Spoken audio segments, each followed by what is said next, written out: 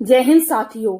भारत की संसद का जमीर जिंदा है, वरना तो भांड बॉलीवुड ने, बेहुदा बॉलीवुड ने, अश्लील बॉलीवुड ने भारतीय संस्कृति, भारतीय सभ्यता को और संगीत की महान परंपरा को तार तार करने में कोई कसर नहीं छोड़ी थी। साथियों, बादशाह रैपर के अश्लील गाने के बाद नोरा फतेही और संजय दत्त ने अपनी अश्लीलता, अपनी बेहूदगी, अपनी वैश्यावृत्ति और अपने काले कारनामे और काले धंधों को पर्दे पर लाने में कोई कोर कसर नहीं छोड़ी थी। साथियों, मैं धन्यवाद करना चाहती हूं भारत के सूचना एवं प्रसारण मंत्री, मारवाड़ की धरा के महान सपूत को, कि जिसने अपनी भारतीय संस्कृति, भारतीय सभ्यता और मारवाड़ की परंपरा को निभाते हुए उन्होंने इन पर बैन लगाया, क्योंकि ऐसे बेलगाम अश्लील लोगों पर बैन लगाने की बहुत जरूरत है। और मैं भारत सरकार से मांग करती हूं कि एक के बाद एक, जिस तरीके से भारतीय संस्कृति को, भारतीय सभ्यता को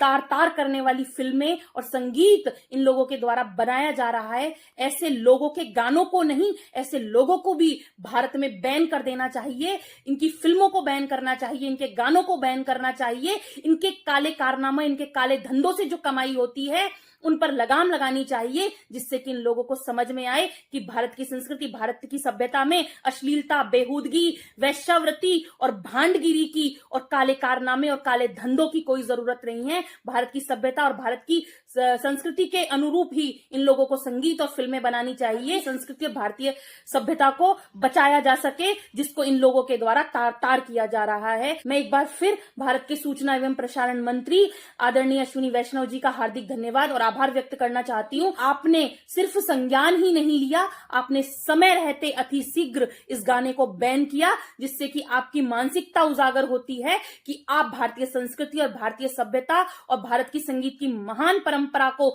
संरक्षित करने के लिए कटिबद्ध हो। जय हिंद, जय भारत साथियों।